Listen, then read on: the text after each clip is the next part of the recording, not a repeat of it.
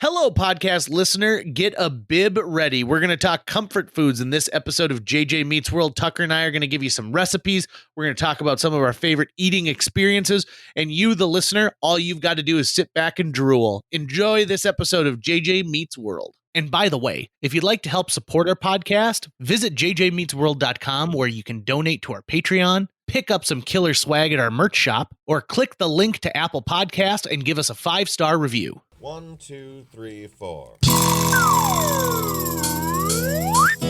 J.J. Gordon, sort of like that Indiana Jones, in that he's always sniffing out his next adventure. Yes, he is! He's always interviewing guests so he can have them on his show and they can talk about pop culture, arts, and leisure. J.J. has his flag unfurled and he likes his french fries curled, and he's fun and then he twirled as he goes to meet the world. He will march into the rain even if his ankle sprained. Take a peek inside his brain. This podcast is called JJ Meets World. We can agree that my size is huggable. Would you agree, Tucker? I'm of a huggable size. You are incredibly huggable. Yes. One of the reasons I'm so huggable is because I find a lot of solace in food. And I don't think it's an unhealthy way to deal with my feelings, but I definitely, like, if I'm happy, I want to celebrate with food. If I'm sad, I want to, mourn with food. Who doesn't like food? Who does not like food? Right. And I love comfort food. And there's a big difference between sitting in front of, like, even the world's most delicious salad or a very, low-fat pasta recipe and something that is just coated with butter and garlic and has juices flowing from it. More than anything, you're feeding your feelings with this food. Yes, that is absolutely the correct way of putting it, Tucker. And so I thought we would talk today on this episode of JJ Meets World about comfort food, because there are some foods in my life that, for one reason or another, became the things that help me get through time and also help me connect to my past too. And so I'm going to start with a recipe. This is a recipe for a substance called Coney Burgers. Coney, like Coney Island burgers. And it's a variation on a sloppy Joe, but it's really cheesy and salty, and it goes perfect on like a white bun, or you could eat this straight, like just pour some in a bowl and eat it with potato chips. My sister loves this. And this is something that my mom had as a go-to whenever she was feeding a lot of people. So you can make a big batch of this stuff and let it simmer in a crock pot for a while. It travels beautifully. It doesn't really freeze nicely, and so you kind of have to eat through it, but you can warm it up really quick. So we would come home, and if my parents were out, running errands or something, and we had a babysitter, this would be a typical meal my mom would make during the day that we could eat. So this is how you make Coney Burgers. It's 1.5 pounds of hamburger, 1 large onion, salt and pepper to taste, 1 8-ounce tomato sauce, 1 small jar of cut up green olives, 1 pound Velveeta cheese, a quarter teaspoon of Oregon, oregano, and a quarter teaspoon garlic salt. You brown the hamburger, and then you add everything else. Wait until the cheese melts, and you've got to keep it on low. That Velveeta cheese can scorch in this mixture, so you want to keep it on low, and you drain the hamburger when you cook it. You let it set for a while, and then throw some tin foil over it. If you're going to cook this in the oven, like you're going to brown the hamburger and then put it in an oven-safe baking dish, which is just fine as well, it's 300 degrees in the oven for 45 minutes should get it fully baked up. Now, here's the beauty of the Coney burger. The green olive inside of it makes this dish something that people go, ooh, when they see it, or gah, because there are people in the world who like green olives and people in the world who dislike green olives. These also call for non-pimento stuffed green olives. And if you go to the store, there are jars of already cut up green olives. So it's not like you have to sit there and slice on them. This is just an amazing, simple meal. And you can just, if you want to make a big batch, you do everything times 3 and you take care of it really easily. I included this in a cookbook that we produced at work for charity, and I brought in a batch, and we were just sampling it to tell people like, hey, this recipe is going to be in the cookbook. And I had coworkers who came up to me afterwards, and they pretty much pulled a Martin Luther and nailed a piece of paper to my office wall and said, give me that recipe. I need it right now. Is that what he did? Is that what he nailed to the wall? Well, I mean, he's nailing paper to the wall. I don't know what was on his paper, but it's very similar, very similar. At least I didn't say like he put a dagger, in my wall. Mm-hmm. And so I've been eating this since I was a kid. And my sister has pretty much mastered this recipe, and almost every recipe my mom had growing up that I ate, because I inherited my mom's recipe book, I have found a way to tweak in one way or another. I don't tweak anything on Coney Burgers. I leave them exactly as they are, and they're cheesy and gooey and good. You're a purist. I am. And I don't know where the term Coney comes from. So, Tucker, if someone was to have like ground beef, it looks like taco meat, looks like ground beef, but it's in like a sauce, and they put it on a bun, what would you call that? Sloppy Joe? Right. So I call it a barbecue. Okay. And if you're from the like Dickinson area, they call it a slush burger. Oh, that doesn't make sense. To me, slush burger sounds like it's gray snow. Yeah, you expect it to be cold if it's slush. Or icy, right? Slush is ice, like a slushy. I totally get barbecue. And if someone said, "Hey, we're having like barbecue sandwiches," I would totally understand what that meant. Yeah, even though I will be the one to fully admit it doesn't make sense to call it a barbecue, but you can accept it as the term. Yeah, it's totally fine. To me, a sloppy Joe is just that. Like it's a sandwich. It's like it's not a burger because it oozes out the side, but it's close to that. To me, a barbecue sandwich is like is like brisket, like a brisket sandwich, but that's a brisket sandwich. So you know what's funny about sloppy Joes is if you instead of calling them sloppy Joes, you called them just sloppies. Suddenly, no one would want to eat them. My dad used to have this thing where he thought it was really funny, instead of saying billfold, to say his William fold. And I know that more than once I've had a sloppy Joseph, which makes it sound even worse, right? Like, what'd you do last night? Oh, I got my mouth around a sloppy Joseph. It was delicious. Nope, you're not going to do that.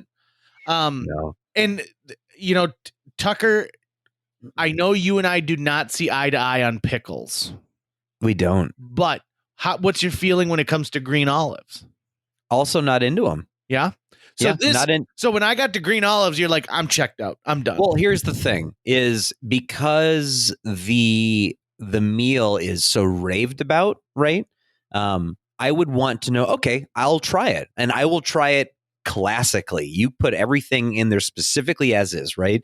Like I will still try it once. So if you're saying, listen, this particular burger requires you try it with these on, I'd go, all right, sounds good. I can't promise you I'm going to finish the burger, but I'm going to take 1, maybe 2 bites if I can, and I'm going to give it a shot. But yeah, those might make me not like it. I don't know. But I just recently on St. Patty's Day tried corned beef. And it had been years since I'd ever tried it. And I thought I wasn't going to like it. But I was like, you know what? I didn't like it last time. But maybe that was a bad batch I had or something. Let's try it again. Let's give it a shot. And I'm glad that I did because I loved it. And, okay, so tell me, do you remember what you thought before? Like, oh, I don't like ground or corned beef because of this. And then you were pleasantly surprised because it was something else? I had remembered, and it's vague now, so it probably happened even when I was pretty young, that I tried it, or something I thought was it, something I associated with it, and I didn't like it. So I just associated it with gross, even just looking at it, because it looks uncooked, right? Or it can look uncooked, and but it looks cold to me. I think that's part of it. When I look at it, to me, that looks like cold meat. But when I got it and cut into it and tried it, it was delicious. And I realized, thankfully, whatever I had in my head that was keeping me from liking it, I decided to give it another shot. Now, however, I've had, I don't like black olives either. However, I've had black olives sparsely on like a supreme pizza, and they haven't bothered me. So I think there are ways for me to learn how to take in olives, and if I can never get the taste for them, I think I'll be okay. Okay. But pickles, I have done so many tests on. I know for absolute certain I'm not on Team Pickle, nor will I ever be. And you know what? I have long gone from forcing people to like the things that I like. Okay. Because I know, just because I love pickles, and when I say I love them, I mean I love pickles. Well, then why do you make me listen to musicals when we go on road trips, JJ? I said food. I'm not talking about musicals. You just have an underappreciation for an American art form. God, I think that's just blatantly out there. I'm going to make you love the things I love that are not food, because most of the things I force you to do don't make you will love this. Yeah. Maybe I'll take you to Waitress, which is a musical about a woman who puts her emotion into pies. JJ, how about this, though? Have I ever recommended to you something you hadn't tried before food-wise, that you tried and said, Tucker, that was disgusting, I'll never do that again?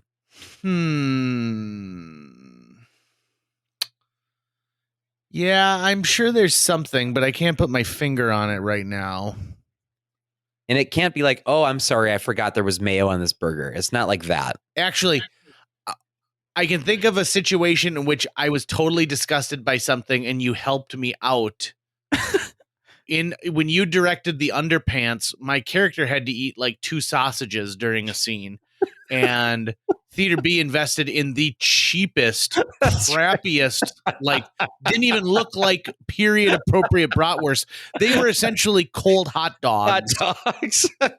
And I said, no, thank you. I'll be preparing and bringing my own. Thank you very much. And then they're like, but we already bought the big bag of 144 hot dogs. What are we going to do with them? That's not my problem.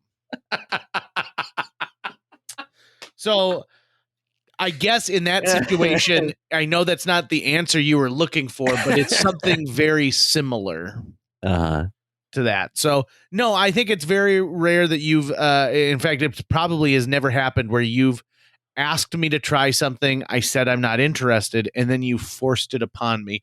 I have gone outside of my comfort zone many times, though, eating with you.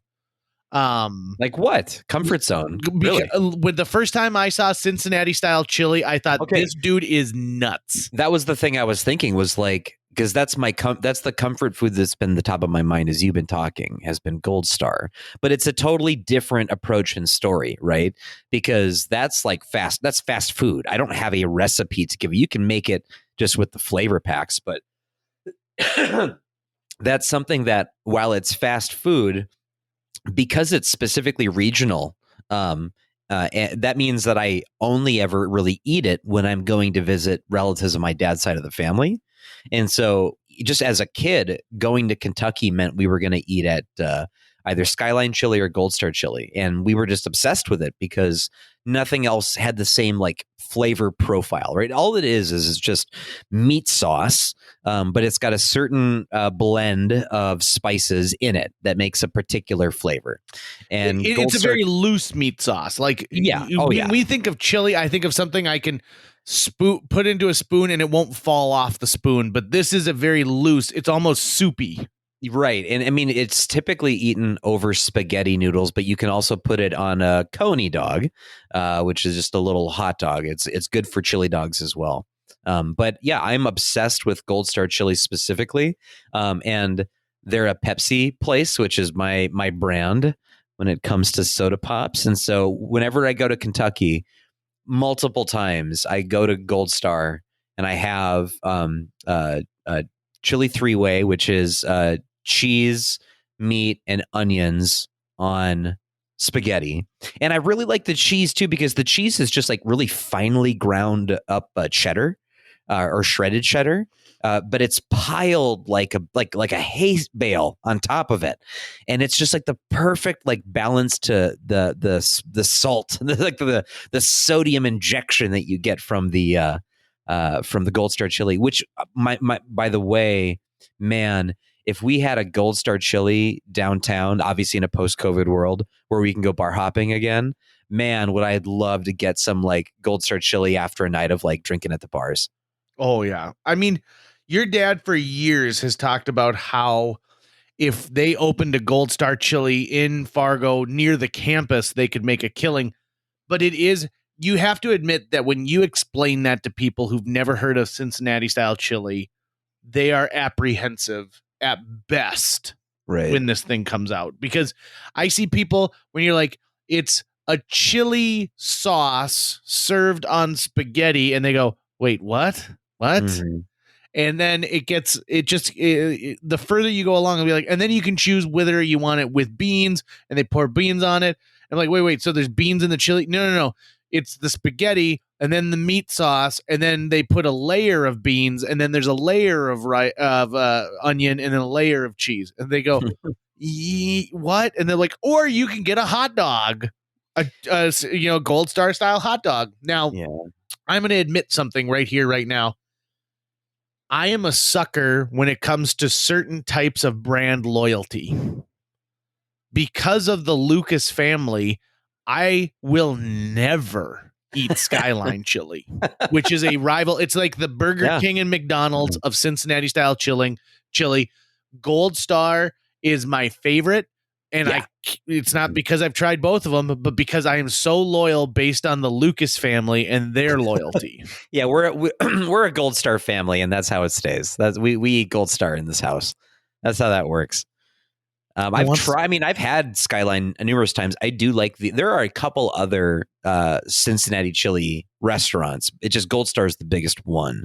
But I also do think that Gold Stars seems to have the most flavor. The others, at least last I tried, were blander in taste, which probably just means Gold Star just puts more salt in it. You know, it's probably what it ends up being. But hey, and I can get like like one of those Pepsis that's the size of a soda that you get on Parks and Rec. Yeah. That like can literally it's the size, it says small child size, and it's literally you could fit a small child inside of it. Yeah, it's child size, the size of a child. I know that for me, one of my favorite eating experiences happened at your grandmother's house. So your grandmother is an amazing cook. And are you talking about when she tried to destroy your veganism? Well, I mean, I was going to say like the first time I had her chicken and dumplings when I actually got to eat them. But then there was that time that she absentmindedly tried to sabotage my vegetarianism. She's part of the greatest generation, JJ. You have to let her do that. So for starters, you have to understand Tucker's grandmother makes homemade chicken and dumplings. That is one of the most simplistic, delicious meals you're ever going. I mean, when you talk about comfort food, that is something that should pop to the front of your mind. Yeah, for sure. And they're very simple flavors. I think of the end of the movie Ratatouille when he makes ratatouille for Ego, the food critic, and the reason he's so happy with it is it brings him back to this simple place. And that's exactly what this can do. So I'm in Kentucky and I have it and it's amazing. Flash forward to 2 years later when I go back to Kentucky, I am vegetarian at the time, not because I want to, help take down our carbon footprint or I believe in, at the ethical treatment of animals. It's because someone told me they didn't think I could do it and they bet me I couldn't become a vegetarian. And I was like, screw you. And so I was going to go vegetarian for a month, but I ended up going vegetarian for 3 months. By the way, lost the most weight I've ever lost in my adult life, felt the best I ever have because it forced me to get out of what I normally do. And a lot of fried food is meat, right? Yeah, and so I stopped eating a lot of fried food and I mean, it was great. The pounds just flew off. But anyway, so I go to Tucker's grandma's house and this whole week, like I can't eat Cincinnati style chili while we're there because beef is the main ingredient with it. And so it's like, oh, I'm missing out on all the awesome stuff. Like Tucker and I went to a mall food court and he had Cincinnati style chili. And I think I had like a bean burrito. I think you had Subway without any dairy and meat in it. Oh God, it was awful. Yeah. So the last night we're there, your dad happens to be there. And I believe your aunt was there too. It was the first time I had met your aunt. Okay.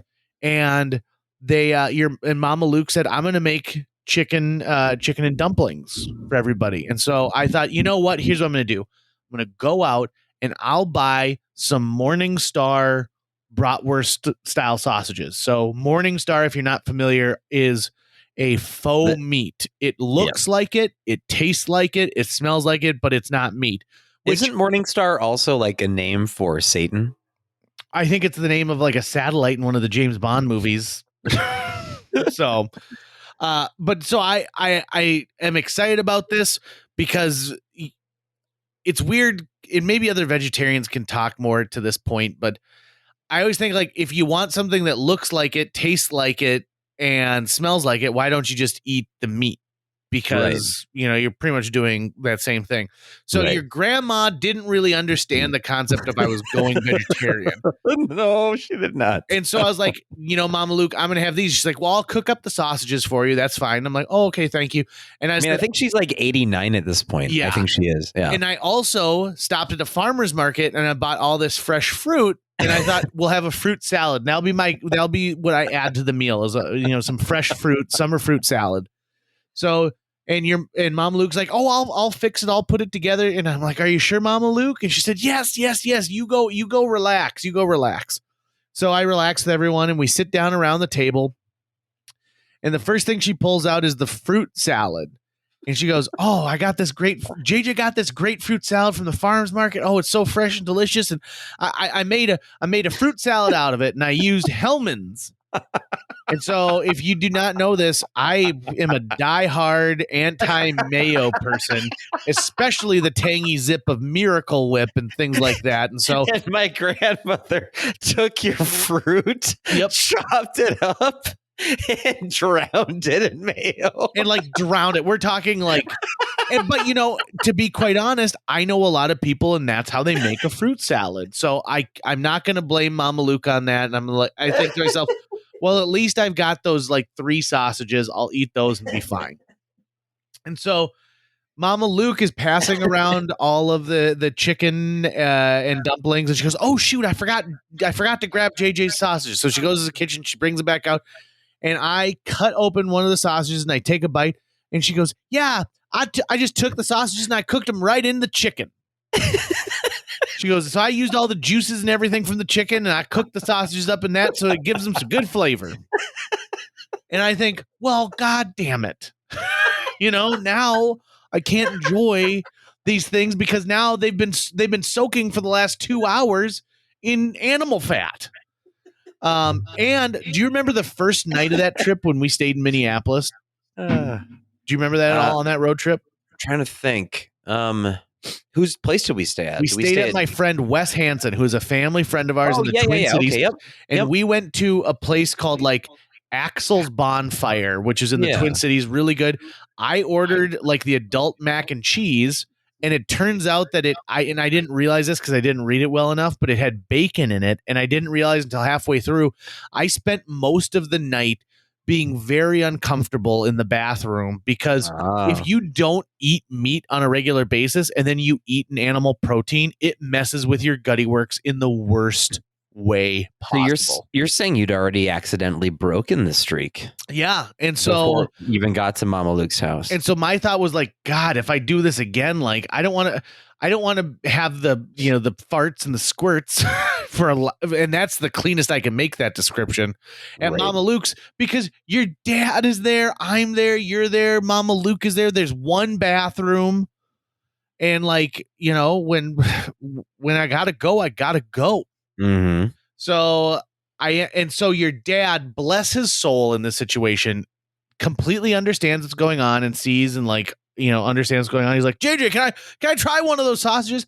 And so he ends up eating all the sausages off my plate so that Mama Luke doesn't have to see that I didn't eat the thing that she prepared for me. And then I think later that night we snuck away and I was able to get a bite to eat someplace else. Yeah. It was an epic night for me. Yeah. Yeah. We took care of you eventually, but what was the first heavy meat meal that you ate after your sort of 3 months? Because I would be worried at that point about spending lots of time in the bathroom. So I went to a Mexican restaurant in Fargo that is now closed. Oof. And I had like a chicken burrito. So it was canned shredded chicken. So I picked the worst type of meat to get back on the sauce with. And I slowly introduced it back into my system, but it was still another like 3 months until I was able to eat a cheeseburger. Really? Yeah. Nowadays I had Tucker over for prime rib and we just pretty much ate plate-sized chunks of prime rib. Doing that at that point would have darn near killed me. I was surprised at how much meat you had prepared. I was like, good Lord, there's a lot here. And I ate my fill, and still on my plate there was plenty of food left. So that was a very tasty meal, but I love prime rib. Well, it was on sale, and it's not like you're like, oh, can you cut this prime rib in half for me? No, you eat the whole thing. You need the fat cap. Yeah. This has all been making me so hungry. My fridge is actually pretty much empty right now. I need to do like a grocery store run. The only thing I really have at the moment is I have some wild rice brats that are frozen that the Wintersteins gave me a while ago that I could always fry up. But that's about it. Well, let me tell you about another piece of comfort food. Maybe this will be the you fry up your brats and then you go out because you want a little bit of dessert. Nice. So we've got a homemade dessert that and I should preface it with this. My mother learned how to cook from her mother, who was an amazing entertainer. My grandmother was from a small town in North Dakota. And when she got married to my grandfather, he was at that time the mayor of Fargo's son. He was an up and coming business person. Their wedding was like a story in the paper where it's like, son of Fargo mayor marries Washburn gal. And she, because of the way my grandpa did business and enjoyed it, like being with people and inviting them to places like dinner and things like that, entertained a lot. So she has a lot of recipes that you would think of for someone who entertains quite a bit and goes to church potlucks and, is constantly a part of bake sales and things like that. And so we call these scotcheroos. Now, some people call them Special K bars. Some people call them Rice Krispie bars, but we call them scotcheroos. And here's the difference. A Rice Krispie bar uses marshmallow fluff and forms a square like that, right? We can picture that. And a Special K bar uses Special K, and it's kind of got that peanut butter gooey base. But this is a chocolate-topped bar. And here's the way it goes. It's 1 cup of sugar, 1 cup light Caro syrup, which essentially is just straight-up corn syrup, 1 cup peanut butter. And here's a pro tip. If you're like, I hate putting peanut butter into a cup measuring cup because it's always hard for me to get a 2 cup like measuring glass measuring cup, fill it with 1 cup water, and then put the peanut butter in there. And when it gets up to the 2 cup mark with the water, you've displaced exactly 1 cup's worth of peanut butter. Drain the water out, pop it in, you're good to go. Good Lord. Yeah. What was okay. Yeah. And it sounds more complicated, but like it's way easier to take care of the whole thing. And Wasn't that how they had to like defuse one of the bombs in Die Hard 3? No, they had to solve a puzzle. They had a 5-gallon jug and a 3-gallon jug, and they needed to get exactly 2 gallons in one of the jugs. Yeah, and then they got Special K bars afterwards. Yeah, exactly.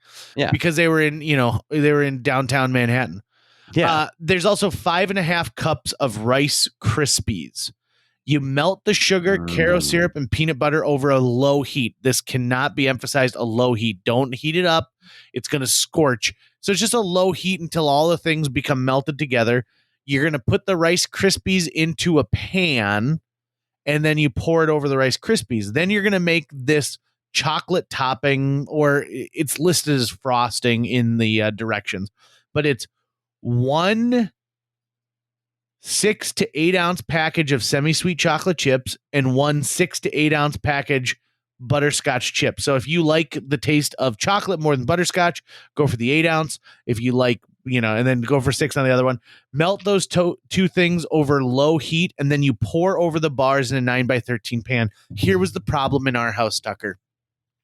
My mom would make these, and just like Jell-O, they need to set. The chocolate needs to re-harden. Yeah. Yep. And so in the winter, it was great because she'd make it and then she could put the pan outside and it would cool down much faster. But she always made it in a pan that was so big you could never put it in the fridge. So she would just let it cool on the countertop. Oh, waiting is the hardest part. I would be dying wanting one of these Scotcheroo bars.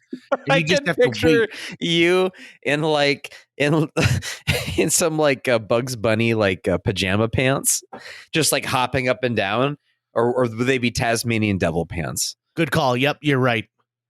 Tasmanian devil pants. You can also imagine me pressing my nose against the window, looking at the pan from outside, being like, "Is it set yet? Is it set yet?" The thing is that they could have cast you in so many holiday movies in the 90s as that kid at the party who is overzealous about treats. Yeah, the husky friend, the huggable friend. Mm-hmm. So that was another, and I will tell you this. I have not made this recipe since my mother died, which is over 5 years ago. And this podcast has put the want, the need, and the gumption in my get-go. And I'm going to make these things this weekend.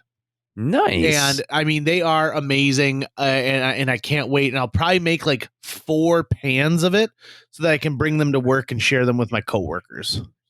Nice. You're going to be so popular. I know. I do what I can. I love that I love to cook. And then are they going to approach you like Moses with the 10 commandments? Be like, and they're going to, these are the wishes of the burning bush. How much Caro syrup did you put into those Scotcheroos? That's how that works, right? That's how that works. Tucker, can you remember a time where food is the big memory for you attached to an event, a time in your life, to a moment? Yeah, I don't know. This is the very first one that came to mind. There's probably better examples, but this is the one that comes to mind. When I was maybe 4, maybe 5, and we were in Kentucky, we were visiting my great grandmother, Mama Luke's mom, who was in her late 90s at the time and was still living on her own, amazingly enough, but just barely, right? And she had cooked us this big ham. And I remember I'm pretty sure I was maybe 4. And I was afraid of her because she was very loud because she couldn't hear very well, right? And she was very, very old, and very withered. And I remembered vividly looking at her arms as she would cut into the ham to cut pieces of the ham off. And I was so horrified by her arms that I couldn't eat the ham. The ham to me was I associated it with my great grandmother's disgusting arms. And it took years before I could try ham again. And yeah, so that was the very first thing that came up. I don't think that's what you were looking for, though, is it? No, to me, that is exactly one of those situations where you definitely get in. Have I ever told you, a guy that I knew years ago told me a story about ham that is not similar, but it's funny that it's another ham story, because I can pick. Do you remember in Bill and Ted's Bogus Journey when Alex Winter plays his own grandmother and wants a kiss? Yeah. That's what I envision as far as the woman, and watching her run a knife through ham and then it's serving it to you, and her hand is shaking, while it's putting the ham on your plate. Her arms were very frail and they were covered in blue varicose veins. Yeah. And the muscle had almost completely withered away. So they looked like skin hanging off of bone. And I feel so terrible. I'm saying this about Mop Humphrey, who I did actually love dearly. She lived to be 101 years old. But yeah, I couldn't eat ham because I saw her arms and I associated them. Mop Humphrey, what's the secret to long life? Every year you cut the ham.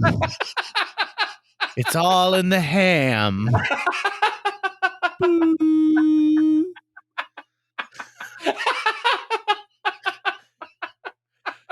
So let me tell you my ham story. That is the secret to long life. Yes. It's all once a year I cut a ham. So, and maybe I've told you this story, so I apologize if I'm repeating myself, but it's a good story. So this guy, Ben, that I worked with, he was like ran a banquet company years ago. Ben and I are talking and he goes, listen, do you want to know my tip for life? And I said, yeah, tell me what your tip for life is. And he goes, it's this. My wife made ham for us a couple weeks or a couple of months ago. And she said the secret to a perfect ham is you cut the top off of the ham and cook it alongside the rest of the ham in the baking dish. And it must keep it more moist or something like that, she said. He said, I've never heard of this trick. She goes, this is the way my mom's always cooked a ham, and ham has always turned out perfect. So we call it the ham butt. You got to cut off the ham butt. Okay. So then Mother's Day rolls around, and he's with his now mother-in-law, and he says, like, Marianne, can you tell me about the ham butt? And she goes, oh yeah, you got to cut off the top of the ham and you put it next to it. Now it's important that you put it next to the ham you're cooking, and it must help keep it moist or something like that. This is the way my mother always did it, and ham always turned out perfectly. And he says, but you don't know specifically what this is. And she said, no, I don't. So then Christmas rolls around and they're having ham for Christmas, and he sees the grandma. And so he says, I really love some ham. Yeah, right? Like the queen of ham. So he says, listen, Marianne told me this, and Kelsey only cooks the ham because of this. Why do you cut the top of the ham off? Does it keep the ham more moist? Does it have to do with the fact that you've now taken the skin off the top so it's able to steam out of the top and re-moisten that area? How does it help it get done better? Does it help the brine or whatever kind of sauce you're putting on the outside of the ham seep in better? And the grandma looked at him like he was nuts. And she said, well, we just never had a pan big enough to fit the whole ham. Oh, I would cut the top off because it didn't fit in the pan. Now, and he said this was a family secret passed down from mother to daughter. And most of the women in the house had no clue. And they had created these elaborate reasons about moisture as to the reason why the ham should be cooked in that manner. And I thought to myself, how many things do we do that it's just because? Like, this is what a previous generation had done, right? Just because. So the ham butt. So next time you approach something in your life, think to yourself, am I ham butting it? Am I ham butting it? How do you feel about mushrooms? Gross. Okay, good. You're going to love this recipe. God damn it. This is a secret recipe that was typed out on an actual typewriter and handed to my mom at Duffy's Bar in downtown Fargo. Tom Wynn, who's a radio legend in this town, I mean an absolute legend, has Tom Wynn's secret mushroom recipe. Now, this is for someone who wants to serve mushrooms with, let's say, like a really nice steak, steak and the side of mushrooms and onions or something like that with it. So 2 packages of fresh mushrooms rinsed carefully. Now you're looking for the full mushroom here. 1 stick of butter, 1/4 pound. Do not try margarine. Do not. 2 shots of sake. We use a white wine. Do not use red wine. 10 shakes of soy sauce. 3 shakes of garlic powder. 3 shakes onion powder. 4 shakes of pepper. Simmer mushrooms in this liquid for 1 hour with the cover on the pot. Mushrooms will shrink during the simmering process. I love recipes that include things like shakes. Or I once read a recipe with a chubby pinch. Like, what does a chubby pinch mean in this situation?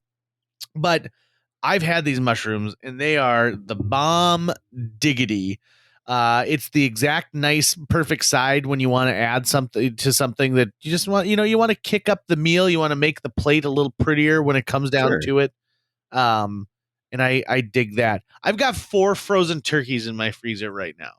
Goodness, dude. Yeah. But why? Well, because when they're on sale for 18 cents a pound at Thanksgiving, I can't help but say, like, I'm going to hoard myself some turkeys. And the problem is that for me, you have to take the turkeys out like 4 days in advance, which is a tough thing to start with. So you take these turkeys out really early, and then I brine my turkeys. Now, something we talked about in the Thanksgiving episode, which is most turkeys come pre-brined if you buy them from a big company. But if you want to add an extra kind of like level of taste to it, you've got to, you got to do your own brine. And it just takes so long to get these things up and running that by the time next Thanksgiving rolls around, I've got the turkey already, but I'm going to want to buy more to put in my freezer. So I think for the next 4 months, I need to have a turkey a month. Wow, a turkey a month. So are you then going to do some sort of like comparison as far as like or what kind of data do you think you're going to be tracking over this period of time? One of the things is I'm going to compare it. Like, so what's nice about the summer is I can choose to throw that turkey on the grill. Okay. I recently bought a rotisserie attachment for my grill that you plug in and it like spins it'll spin a chicken or turkey or ribs. And so I want to know if a difference is made if I put it on a rotisserie. I see. Okay. Versus like just sitting straight up. I mean, see, I'm the kind of person who would like roast a full bird just so I could have the meat for sandwiches for a few days. Yeah. Oh, it's so good, isn't it? So good. So good. Is there like a really cheap kind of food that you like that you like? Don't judge me for this. Like, I love American cheese slices, individually wrapped cheese slices, or I could eat SpaghettiOs cold out of the jar. Ooh, is there anything like that for you? I can't do that, but one of my like go-to meals that I'm always in the mood for is just to make myself a meat and cheese and crackers tray. And I've seen that from you several times. Also, yeah, you use the term tray very loosely. Yeah, but that's, you know what? I live my truth, JJ, and I'm fine with you having judgment over how I use the word tray. Yeah, but I love it's a spread, right? It's like it's just a big pile of food. It's all finger food. I don't really have to make any dishes dirty except maybe a plate. I mean that's sort of like that's my probably go-to comfort food. I'm just inside today, guys. I'm not looking at anyone, talking to anyone. It's going to be probably a meat and cheese and cracker tray. What would you prefer I say? But what would make you happy? Plate? Yeah, because fine. I've never seen you put it on a tray. Platter? No, a platter is a long plate. Like if I ordered a chicken fingers platter and somebody delivered to me a plate, just a regular plate with this stuff, I would be disappointed. But what about like a slab? Oh, like put it on a slab. Now see, I do have a slab, and my slab that I have is it's a big piece of like granite with like hard rock edges.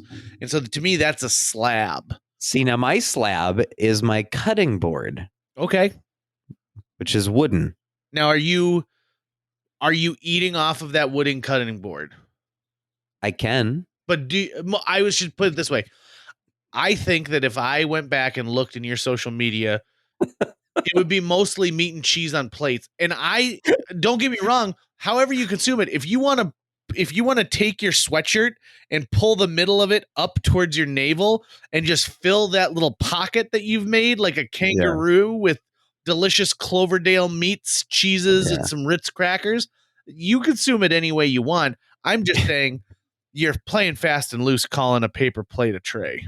You want to know why I feel comfortable asserting that the government is not spying on me? Why? Because there's not much to see. It's pretty much how you just laid it out. Yeah, that's basically it. Yeah. I always think, everyone who's worried about like, oh, they're going to track me and they're going to listen to my conversation. Like I just recently fired up my an old iPod and I was listening to some stuff and I said, I want to listen to this in the car, but I don't have an auxiliary port and the USB for this old iPod doesn't carry an audio channel. So I had to buy a Bluetooth transmitter that could plug into a headphone jack. Yep. And so I did. And then one of the first reviews was like, careful, China is listening to you because there's a microphone in it. And then the first review, you can see this one was posted like March 9th, 2020. And then March 9th, 2020, like 10 minutes later, the person goes, yeah, because it's got a voice function. There's got to be a microphone. Yeah. And I'm like, yeah, guys, come on. So I always think if they're listening, if there's a company or the government or another entity who's listening to me, I am really sorry because I played Angry Birds for like 3 hours the other day. As we've been talking about comfort food, I think another way to define comfort food is like food that you were excited you heard as you were on your way home would be waiting for you there. And for me growing up, and this is going to cut you a little bit, or not, I should say it's going to cut you. It's not going to cut you. It cut me when you said that you aren't a fan of tacos, because anytime my mom has been like, hey, I'm making homemade tacos tonight, that was just the best thing ever. I knew I was going to be eating like 10 delicious tacos. Oh. And if you haven't done it, I mean, I was saying this to you, I think that when we were talking about tacos, is if you do use the powder mix for Gold Star chili, but in taco meat, you got to try it. It's amazing. So this can be the first time Tucker has used his influence over me to get me to eat something. Ooh. Okay. I'll follow through, baby. I'll try it. All right. Excellent. I'll even provide you with the powdered packs. How about that? Oh, even better. Better, baby. That way I've got a little bit of skin in the game here, right? And when it boils down to it, there are times when people are like, you're going to love it. So one of the things that I loved about every year we would go to the St. Andrew's banquet in Fargo, they would serve kakaliki soup. And kakaliki soup is a chicken-based soup that's just a lot of broth, some leeks, and like a sparse amount of chicken. And again, super simple. My sister called me the other day and she goes, I've been dreaming about this. Now, she and I haven't been to the St. Andrew's banquet in 17, 18 years. But like at the least. And so I looked up a recipe for kakaliki soup and I made it at home. It turned out great. I dropped some off for her and she's like, yeah, this is awesome. It's not exactly what I remember, but this is just as good. And I love that. I love that fact that even if it's not the exact recipe, because I think some people get beholden to a recipe like, well, my mom never made it like this, or my dad did this. Memory shifts over time. Too. Yeah. And our palates change too. So, if in my household, no one likes tomatoes, we're probably not going to eat a lot of like, caprese salads. It's just right. I also want to throw this one out there too. If your comfort food is something from a fast food restaurant or the small, like to-go deli at your hometown grocery store, that's awesome. And don't let anybody tell you that your comfort food isn't worthy, because whatever you like is what you like. And I hope that you go out and enjoy it. Have you ever seen what The Rock eats on his cheat day? Oh, yeah, it's crazy. It is crazy. So he has one cheat day a week where he eats something insane like 10 cheeseburgers, 2 large pizzas, like 5 milkshakes. It is the amount of calories in there is just dumbfounding. But then the dude takes the next 6 days and works his tail off in the gym. And I think that cheat days are important. I think comfort food's important. I also am a huge proponent of telling people, listen, you need to check in with your body. And if your eating gets in the way of your health, that is an issue. Yeah. And you need to remind yourself of that from time to time, because from Thanksgiving through Christmas, we eat a lot of food that nutritionists don't like us to eat. We're eating a lot of desserts and cookies and cake, and we're having apple cider that's got cinnamon and sugar in it. We're eating these big, rich meals at Thanksgiving and Christmas, and some people have 4 Christmases. And so just making sure that you check in with your body, I think, is the most important part of this whole thing, and being honest. Because if you're lying to yourself about what you're eating, that is where the issue comes from. And so on the same side, don't deny yourself something that makes you feel good because other people have told you, oh, that's horrible, you shouldn't eat that. We change what we're supposed to be eating all the time. Don't forget, we pooped in buckets like 100 years ago. So we don't know everything that there is to know about the diet. In fact, for a while we were doing the paleo diet, and then it was 30 days. And then what was it? The 30, what did they call the 30-day? Shoot. I have no idea. It is a diet essentially where you're cutting out sugar completely and processed foods and stuff like that. And so to me, there needs to be a balance. The world's about balance, right? Work should be about balance. Home life should be about balance. Time with friends should be about balance. Food should be about balance. Expenses should be about balance. And so find that balance and enjoy it. And think about me, your host with the most, while you're eating your next meal. In fact, imagine that we're across the table from each other. Tucker and I will act that out for you right now. Oh, that looks really good. I should have ordered that instead. But I got spaghetti. That's what I chose to order, which I know is weird for a gas station, but it looked really good. Tucker, do you think that you could pass me the salt? There you go. This is the pepper. Oh, sorry, buddy. It's all right. There you go. Thank you very much. Yeah. Do you want to try some of my ice cream? I would. Okay. Can I have a little bit of your spaghetti? Oh, absolutely. Oh, thank you. Okay. How about you just feed it over to me here, Okay. just a little bit. Do you mind if I twist it into the spoon? I would appreciate it. Actually, that helped me a lot. Here we go. There you go. What'd you think? I liked it. Yeah, it was good. You can really taste the fact that it was made in an area that also processes peanuts. Absolutely. It's got a real it's got a real vacuum salt taste to it. Yeah. Really tastes like it was packed away. Now tastes like it came off the shelf. If you wouldn't mind, here, I'll just lick this spoon. Yeah. And if you just take a little bit of that ice cream, because I don't want to lick the ice cream and then give it back to you. Sure. Well, here, hold on one second. Let me just heat up this spoon first with my breath. Okay. Because it's better if the spoon is nice and hot when it goes into the ice cream, because then it's an easier scoop, right? Just like when you're getting out of the freezer. So that's the pro tip when I use my ice cream scoop at home is I run it under warm water.